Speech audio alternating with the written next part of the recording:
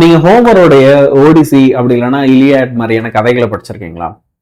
நம்ம லைஃப்ல hard work பண்றது எந்த அளவுக்கு முக்கியம் அப்படின்றத அந்த கதைகள் நமக்கு ரொம்ப எளிமையா சொல்லும். ஃபார் எக்ஸாம்பிள் அதுல நிறைய கதைகள் இருக்கு. ஒரு சின்ன கதையை எடுத்து உங்களுக்கு நான் சொல்றேன். நீங்க ஹெக்டர் அண்ட் அக்கீலஸ் உடைய கதையை கேள்விப்பட்டிருப்பீங்களா அப்படின்னு தெரியல. ஹெக்டர் அப்படின்றவன் ட்ராய் நகரத்தோடைய தளபதி, ராஜாவுடைய புள்ள. ஸோ அந்த சிட்டியுடைய பிரின்ஸ், மூத்த பிரின்ஸ் பாத்தீங்க அப்படின்னா ஹெக்டர் தான். ரொம்ப ரொம்ப நல்லவன். தன்னோட ஃபேமிலி, தன்னுடைய குழந்தை, தன்னோட அப்பா எல்லாரையுமே ரொம்ப அன்பா பார்த்துப்பான். எந்த ஒரு வம்பு தும்புக்கும் போக மாட்டான். அந்த நாட்டோட மிகச்சிறந்த வீரனா இருப்பான். அவன் பிறந்ததுல இருந்து லைஃப் ஃபுல்லாவே பாத்தீங்கன்னா ஒரு சிறந்த வீரனா இருக்கிறதுக்கு கஷ்டப்பட்டுட்டே இருப்பான், ட்ரெயின் பண்ணிட்டே இருப்பான், ஹார்ட் ஒர்க் பண்ணிட்டே இருப்பான். அதே நேரத்துல போர் அப்படின்ற ஒரு விஷயம் அவனுக்கு அறவே பிடிக்காது. ஏன் அப்படின்னா போர் அப்படின்னு ஒண்ணு வந்ததுன்னா அதுல நிறைய அப்பாவிகள் உயிரிழப்பாங்க. நிறைய பாத்தீங்க அப்படின்னா மனைவிகள் கணவன்மார்களை இழக்க வேண்டியிருக்கும். நிறைய தாய்கள் தன்னுடைய மகன்களை இழக்க வேண்டியிருக்கும்.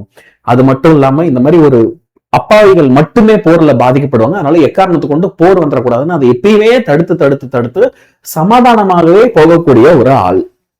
என்னதான் தான் ஒரு பெரிய வீரனா இருந்தாலும் அதை காமிச்சிக்கிறதுக்கு சண்டை போட்டுதான் ஆகணும் அப்படின்லாம் நினைக்க மாட்டான். இன்னொரு பக்கம் அக்கீலஸ் அப்படின்னு இன்னொரு வீரன் இருக்கான். அவன் யாரு தெரியுமா? கடவுளுக்கே மகனா பிறந்தவன். தான் ஒரு சின்ன குழந்தையா இருக்க பார்த்து அவனுக்கு மரணம் இல்லாத ஒரு வாழ்க்கை வேணும், சிறந்த வீரனா அவன் இருக்கணும்னு சொல்லி அவனோட அம்மா அவனை என்ன செய்யறாங்க அப்படின்னா, கடவுள்கள்லாம் குளிக்கிறதுக்கு ஒரு அருவி இருக்கும். அந்த அருவியில போய் தன்னுடைய பிள்ளைய முழுசா நினைச்சு எடுத்துட்டு வராங்க. ஏன்னா அந்த தண்ணி அவன் மேல பட்டுது அப்படின்னா அவன் ஒரு மரணம் இல்லாத ஒரு மனிதனா இருப்பான். எப்பேற்பட்ட வீரனால கூட அவனை வீழ்த்தவே முடியாது. பிறக்கும் போதே வீரனா பிறந்ததுனாலே என்னவோ அக்கீலஸ் அவன் வாழ்க்கை ஃபுல்லா ட்ரெயின் பண்ணதே கிடையாது, ஹார்ட் ஒர்க் பண்ணதே கிடையாது. ஏன்னா அவனுக்கு நல்லாவே தெரியும் அவன் யாரு கூட போய் சண்டை போட்டாலும் அவன் ஜெயிச்சிருவான் அப்படின்னு. தான் தான் ஒரு மிகப்பெரிய வீரன், தான் தான் ஒரு மிகப்பெரிய கில்லாடி அப்படின்றத எல்லார்கிட்டையும் ஷோ ஆஃப் பண்றதுல அவனுக்கு ஒரு தனி கெத்து இருக்கும். இருக்கிற இந்த உலகத்துல இருக்கிற மிக சக்தி வாய்ந்த வீரர்கள் ஒவ்வொருத்தருக்கிட்டையும் போய் சண்டையிட்டு அவங்கள கொடூரமா கொன்னு என்ன செய்வான் அப்படின்னா அவங்களோட ராஜ்யங்களை கைப்பற்றிட்டு இருப்பான். இப்படி ஒரு மிகப்பெரிய வீரனா தன்னை காமிச்சிட்டு இருக்கான். ட்ராய் அப்படின்ற ஒரு நகரம், விச் இஸ் நம்ம ஹெக்டரோட நகரம். அந்த நகரத்தை கைப்பற்ற ஒரு வழியா அக்கீலஸ் வரான். அக்கீலஸும் அதே நேரத்துல ஹெக்டரும் போரிடுறாங்க. அந்த போர்ல கடவுளோட மகன் இல்லையா, இம்மார்டல் இல்லையா, அதனால அக்கீலஸ் என்ன செய்யறான் அப்படின்னா ரொம்ப ரொம்ப ஈஸியாவே ஹெக்டரை வீழ்த்திடுறான்.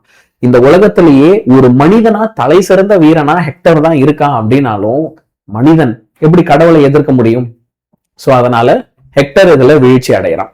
இருந்தாலும் ஹெக்டரோட புகழ் அங்க அடங்கிடல. இந்த உலகத்துல இருக்கிற எல்லாருமே என்ன தெரியுமா பண்றாங்க? ஹெக்டருக்கு என்ன தைரியம்பா, கடவுளை எதிர்த்து சண்டை போடுறான். நான் பார்த்தேன் ஹெக்டர் சண்டை போடும்போது அக்கீலஸோட ஆர்மர்ல ஒரு கீறல் போட்டான், கடவுளோட ஆர்மர்ல கீறல் போட்டுட்டான்ப்பா. அவன் எவ்வளவு நல்லவன் தெரியுமா, அவன் மக்களுக்காக எவ்வளவு கஷ்டப்பட்டான் தெரியுமான்னு இந்த உலகமே ஹெக்டரை பயங்கரமா புகழ்ந்து புகழ்ந்து புகழ்ந்து மட்டுமே பேசுது. இது அக்கீலஸ்க்கு கொஞ்சம் கூட பிடிக்கல. மேலும் அந்த போர் தொடர்ந்துட்டே இருக்கு. அதுல பாரிஸ் அப்படின்ற ஒரு சாதாரண வீரன் என்ன தெரியுமா செய்யறான்? அக்கீலஸோடைய கால் பாதத்துல ஒரு அம்பு விடுறான். கால் பாதத்துல அம்பு பட்டதுனால அக்கீலஸ் கடவுளுடைய மகன், இம்மார்டல், மரணமே இல்லாதவன் சொல்லப்பட்டவன், வெறும் பாதத்துல அம்பு பட்டதுனால இறந்து போறான்.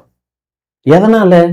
நான் ஆரம்பத்துல ஒரு விஷயம் சொன்னேன் இல்லையா, அவங்க அம்மா அவனை கொண்டு போய் ஒரு நீர்வீழ்ச்சியில குளிக்க வச்சாங்கன்ட்டு. அப்போ அவனை அதுல அந்த நீர்வீழ்ச்சியில இருக்க தண்ணியில முக்கி எடுக்கும் போது அவன் கால்களை புடிச்சிட்டு பையனை தலைகீழ முக்கி எடுத்திருக்காங்க. அப்ப அந்த கால் மட்டும் அந்த தண்ணியில நினையல, அவன் முழு உடலும் நினைஞ்சது, ஆனா கால் பாதங்கள் நினையல, அவங்க அம்மா பிடிச்சிருந்ததுனால. சோ ஆக்சிடென்டலா அவன் ஒரு அம்ப காலுக்கு விட்டதும் அங்கப்பட்ட அடியில அக்கீலஸ் அவுட். சரியானியன் சார், ஃபர்ஸ்ட் மிட்டம் உயிரை கொடுத்து நாங்க படிச்சுட்டு இருக்கோம், இந்த கதையை இப்ப எதுக்கு என்கிட்ட சொல்லிட்டு இருக்கீங்க அப்படின்னா, நிறைய நேரங்கள்ல நம்மளோட ப்ரிப்பரேஷனுக்கான பலன் நமக்கு உடனே கிடைக்காம போலாம், சரியா? ஆனா கண்டிப்பா கிடைக்காம போயிடாது. ஒரு சில நேரத்துல லேட் ஆகும், ஓகே. ஆனா அலட்சியம் இருக்குல்ல, அது என்னைக்குமே தோத்துதான் போகும். அலட்சியம் எப்பயுமே வெற்றியை கொடுக்காது. அக்கீலஸோட கதை மாதிரி. அக்கீலஸ் எவ்வளவு பெரிய வீரனா இருக்கலாம், உலகம் இன்னைக்கு அவனை பத்தி என்ன திரும்ப பேசுது, காலில் அடிபட்டு செத்துட்டான்டா அப்படின்ட்டு. ஹெக்டர் அகிலஸ் கிட்ட தோத்து போயிருக்கலாம், ஆனா அவனை இன்னைக்கும் உலகம் ஒரு மாவீரனா தான் பேசிட்டு இருக்கு. உன்னுடைய ஃபர்ஸ்ட் மிட் டேர்ம் எக்ஸாம் உனக்கு நெருங்கிட்டு இருக்கு இல்லையா? அப்போ இந்த ஃபர்ஸ்ட் மிட் டேர்ம் எக்ஸாமுக்கு நீ யாரா இருக்க போற? ஹெக்டரா அகிலஸா? அலட்சியமா இருக்க போறியா, இல்ல கஷ்டப்பட்டு ஹார்ட் ஒர்க் பண்ணி முதல் எக்ஸாம்ல உன்னோட பெஸ்ட கொடுக்க போறியா? இந்த ஃபர்ஸ்ட் மிட் டேர்ம் எக்ஸாம் உங்களுடைய டீச்சர்ஸ் மத்தியிலையும் பேரண்ட்ஸ் மத்தியிலையும் ஏன் உன்னுடைய நண்பர்கள் மத்தியில அண்டு உனக்கே நீ நல்லா பெர்ஃபார்ம் பண்ணும்போது ஒரு பெரிய கான்பிடன்ஸை கொடுக்கும், ஒரு நம்பிக்கையை கொடுக்கும். இந்த ஃபர்ஸ்ட் மிட் டேர்ம் எக்ஸாம்ல நீ எப்படி முதல்ல படிக்கணும்? எனக்கு தெரியும் நீங்க நிறைய பேர் நான் இன்னும் படிக்கவே ஆரம்பிக்கல, இப்ப நான் ஆரம்பிச்சா இந்த ஃபர்ஸ்ட் மிட் டேர்ம் எக்ஸாம்ல என்னால நல்ல மார்க் எடுத்துட முடியுமா? நிறைய பேர் இதை கமெண்ட் பண்ணியிருந்ததே நான் பார்த்தேன். நிச்சயமா உன்னால முடியும். நான் சொல்றேன், இப்போ கூட நீ ஸ்டார்ட் பண்ணு. காலம் வந்து பாத்தீங்கன்னா மாற மாற டெக்னாலஜி வளர வளர நிறைய விஷயங்கள் வந்து இன்னைக்கு நமக்கு ரொம்ப சிம்பிள் ஆகிட்டே இருக்கு. அப்படி உங்களுக்காகவே ஒரு விஷயத்த வேதாந்தோல நீ சூப்பரா படிக்கிறதுக்கு நாங்க இங்க உனக்கு சிம்பிள் ஆக்கி தரோம். அந்த சிம்பிள் ஆக்கி தர விஷயம் என்ன அப்படின்றத இப்ப நான் உன் கண்ணு எதிர்க்க காட்டுறேன் பாரு. நீ இந்த ஃபர்ஸ்ட் மிட் டேர்ம் எக்ஸாம்ல சூப்பரா படிக்கணும் அப்படின்னு ஆசைப்படுறல்ல, அப்போ அப்படி நீ சூப்பரா படிக்கணும் அப்படின்னா இப்போ நான் ஸ்கிரீன்ல ஒரு சில விஷயம் காட்டுறேன், அதை மட்டும் பண்ணு. சரி, இது வரைக்கும் நான் ப்ரிப்பரேஷனே ஆரம்பிக்கல, எனக்கு என்ன படிக்கிறதுனே தெரியல, எங்க போய் ஆரம்பிக்கிறதுனே தெரியல, எல்லாத்துக்கும் நான் வழி சொல்றேன். இப்ப நம்ம யூடியூப் சேனல் இருக்குல்ல, இப்போ சப்போஸ் இதை பாக்குறது ஒரு 12th ஸ்டாண்டர்ட் ஸ்டூடெண்ட் அப்படின்னா இப்போ நீ என்ன செய்யணும்? நான் இப்ப சொல்ல போறது எல்லாருக்குமே பொது, சரியா? 10th 11th 12th எல்லாருக்குமே பொது, எல்லாருமே இதை செய்யலாம். ஃபர்ஸ்ட் நான் 12th இருந்து ஆரம்பிக்கிறேன். நம்ம சேனல்ல நீ ஏதாவது ஒரு 12th வீடியோ எடுத்துக்கோ. நம்ம லைவ் செஷன்ஸ்ல நம்ம டீச் பண்ணதுல நீ என்ன செய்யலாம் அப்படின்னா ஏதாவது ஒரு 12th செஷன் எடுத்துக்கலாம். ஃபார் எக்ஸாம்பிள் நேத்து வந்து நான் உங்களுக்கு மேக்னட்டிசம் நடத்தியிருந்தேன், அந்த செஷன் எடுத்துப்போம். இப்ப பாருங்க இந்த செஷன்ல, ஓகே, இந்த வீடியோடைய டிஸ்கிரிப்ஷன்லயும் இருக்கலாம். நீ இந்த வீடியோ வந்து ஆனா பாக்குறது கொஞ்சம் சோம்பேறித்தனம் படுவு, இது பாத்துக்கிட்டே இருக்கு, பார்த்து கீழே பார்க்கணும் அப்படின்லாம் சொல்லுவான், அதெல்லாம் கண்டுக்கூடாது. சரி, இப்ப நீ கவனி, நீ எந்த வீடியோ எடுத்தாலும் சரியா, டிஸ்கிரிப்ஷன்ல வந்து பார்த்தனா first mid term 2026 all in one library அப்படின்னு ஒரு லிங்க் இருக்கும், அதை கிளிக் பண்ணு. சரியா, கிளிக் பண்ணா இப்போ ஃபர்ஸ்ட் மிட் டேர்முக்குனே நாங்க ஒரு மினி கோர்ஸ் நடத்திட்டு இருக்கோம் ஃப்ரீயா. ஐயோ காசு கேட்பாரு ஓடுறா அப்படின்ட்டு தோணும் மனசுல.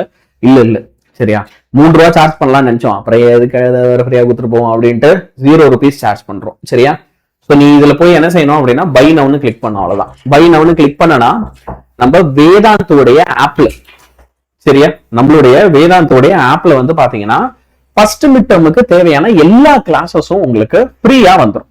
இப்போ நீங்க இதை சப்ஸ்கிரைப் பண்ணீங்கன்னா உங்களுக்கு 12th state board first mid term target 100 out of 100 இருக்கு. இதை நீ கிளிக் பண்ணா போதும். இதுலே சப்ஜெக்ட் வைஸா, ஓகே, பிசிக்ஸுக்கு மிட் டேர்முக்கு என்ன, பயாலஜிக்கு என்ன, தமிழுக்கு என்ன, மேக்ஸுக்கு என்ன, கெமிஸ்ட்ரிக்கு என்ன. இப்போ ஒரு பேஜுக்கு என்னோட சப்ஜெக்ட் பிசிக்ஸே நான் கிளிக் பண்ணி காட்டுறேன். இதுல வந்து பாருங்க உங்களுக்கு புக் பேக் 1 mark எக்ஸ்பிளனேஷனோட நான் கொடுத்திருக்கேன். அதே மாதிரி book back short answers first சாப்டர்ல, லாங் ஆன்சர்ஸ் நடத்தியிருக்கேன். அதே மாதிரி லாங் ஆன்சர்ஸை தனித்தனி வீடியோவாகவும் போட்டிருக்கேன். சரியா, இம்பார்ட்டன்ட் ப்ராப்ளம்ஸ் எல்லாத்தையும் நடத்தி போட்டிருக்கேன். அகைன் அப்படியே கரண்ட் எலக்ட்ரிசிட்டிக்கு, அகைன் அப்படியே மேக்னட்டிசம்க்கு, இப்படி ஃபர்ஸ்ட் மிட் டேர்ம் போர்ஷன்ஸ் எல்லாத்துக்குமே அழகா எல்லாத்தையுமே ஆப்ல கொடுத்துருக்கும். இது எதுக்கு ஆன்சர் ஆப்ல கொடுக்குறீங்க? நான் யூடியூப்ல பார்த்துப்பேன். இதுல நீ பார்த்தனா உனக்கு யூடியூப் ஆடு வராது, எந்த ஒரு விளம்பரமும் வராது, டிஸ்ட்ராக்ஷன் இல்லாம பார்க்கலாம். Point number 1. ரெண்டாவது, எல்லா பிடிஎஃப்பும் உனக்கு ஒரே இடத்துல இருக்கும். இந்த வீடியோ பாக்குறியா, இங்கே ஸ்மார்ட் நோட்ஸ் இருக்கு பாரு, இதை கிளிக் பண்ணி நீ உனக்கு என்னென்ன பிடிஎஃப் வேணுமோ டவுன்லோட் பண்ணிக்கலாம். இம்பார்ட்டன்ட் கொஸ்டின்ஸ் வேணுமா, எல்லாமே இதுலயே இருக்கும். சரியா, கிரியேட்டிவ் கொஸ்டின்ஸ் 1 marks உனக்கு என்ன வேணுமோ எல்லாமே இதுல ஃப்ரீயாவே கிடைக்கும். இதை வந்து நீங்க டவுன்லோட் பண்ணிக்கலாம். இது முழுக்க முழுக்க எதுக்காக அப்படின்னு பாத்தீங்கன்னா ஃபர்ஸ்ட் மிட் டேர்ம் எக்ஸாமுக்காக மட்டும். சரியா, இப்ப நம்ம தீமினல் பேட்சுக்கு ஒரு வருஷம் ஃபுல்லா கொடுக்கறத இந்த ஃபர்ஸ்ட் மிட் டேர்ம் எக்ஸாமுக்கு மட்டும் உங்க எல்லாருக்குமே நாங்க என்ன பண்றோம் அப்படின்னா ஃப்ரீயா ஆஃபர் பண்றோம். இதை ப்ராப்பரா யூஸ் பண்ணி படி. சார் இது 12th மட்டும் தானா, 11th கிடையாதா அப்படின்னா இல்ல, அதான் நான் சொல்ல வந்தேன். இப்ப இது 11th இருக்கு, 10th இருக்கு. அப்ப நீங்க அதுக்கான ரெஸ்பெக்டிவ் சேனல்ஸ், இப்போ ஒரு பேச்சுக்கு நம்ம ஜனஸ்ருதி மேமுடைய லைவ் கிளாஸ் எடுப்போம். நீங்க நம்ம சேனல்ல எந்த வீடியோ எடுத்தாலும் சரி, எங்க பார் first mid term all in one library 11th இருக்கு பார். அப்போ 11th ஸ்டேட் போர்டுக்கும் நாங்க கொடுத்துருக்கோம். நீ போய் பை நவ் கிளிக் பண்ணா போதும். சரியா, நெக்ஸ்ட் வந்து இப்போ 10th சேனல்லையும் காமிச்சிரும். இப்போ சார் நான் வந்து 10th படிக்கிறேன், ஓகே, 9th வரப்போகுது. 9th வந்து we are going to bring this. சரியா, இப்போ இங்க பாருங்க, எனி வீடியோ நம்ம வந்து இப்போ இதுல என்ன செய்யலாம், ஒரு 10th எடுத்துப்போம். சரியா, ஸோ இப்போ 10th சயின்ஸ் அப்படின்னா ஏற்கனவே முடிச்சது பார்ப்போமா? முடிச்சது பார்ப்போம்.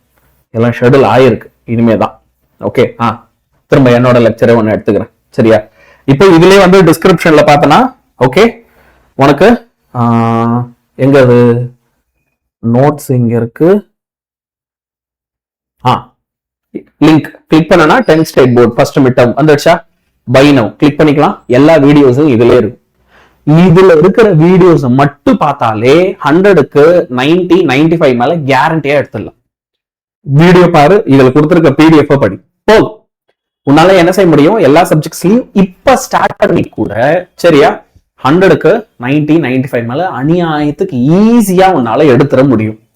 சார், எனக்கு இதே மாதிரி ஒரு வருஷம் ஃபுல்லா படிக்கணும், இது லாஸ்ட் மினிட்ல ஓகே, ஒரு வருஷம் ஃபுல்லா நான் இப்படி படிக்கணும் அப்படின்னா நம்மளோட தீமினல் பேட்ச்ல சேரு. நம்மளுடைய தீமினல் பேட்சஸ் வந்து பாத்தீங்கன்னா 9th, 10th, okay, 11th, 12th எல்லாருக்குமே இருக்கு. சோ எப்பயுமே டிஸ்கிரிப்ஷன்ல அதுக்கான லிங்க்ஸ் இருக்கு. இப்ப இந்த வீடியோ பாக்குறீங்கன்னா இந்த வீடியோல இதுக்கான எல்லா லிங்க்கும் இருக்கு, தீமினல் லிங்க்குமே இருக்கு. நீ அழகா செய்ய வேண்டியதெல்லாம் என்ன அப்படின்னா, இதுல போயிட்டு 1999 பே பண்ணி ஜாயின் பண்ண வேண்டியதான். நீ 10th அப்படின்னா 10th பசங்களுக்கு ஃபீஸ் எவ்வளோ? 1999 ஒரு வருஷத்துக்கு. சார், இப்போ நான் வந்து பாத்தீங்க அப்படின்னா 11th, 12th student onion sir. அப்ப 11th, 12th பசங்களுக்கு வந்து எவ்வளோ அப்படின்னா, உங்களுக்கு ஃபீஸ் நான் இப்ப காமிக்கிறேன். 12th பசங்களுக்கு 2299 rupees வரும். சரியா? இதே வந்து 11th பசங்களுக்கு வந்து பாத்தீங்க அப்படின்னா, இங்க டிஸ்கிரிப்ஷன்ல உங்களுக்கு எப்பயுமே லிங்க் இருக்கும். சரியா? இங்க பாரு, நம்மளோட 11th, 12th சேனல்ல எப்பயுமே கீழே லிங்க் இருக்கு. 2 year பேட்ச் வந்து 11th, 12th ரெண்டுத்துக்கும் சேர்த்து, 1 year பேட்ச் வந்து 12th. சோ நான் 11th, 12th 2 வருஷத்துக்கும் சேர்ந்து ஜாயின் பண்ணோம்னா 2999. இதே வந்து நான் 12th மட்டும் ஜாயின் பண்ணும் அப்படின்னா, அப்போ உனக்கு ஃபீஸ் வந்து பாத்தீங்கன்னா 2299 rupees வரும்.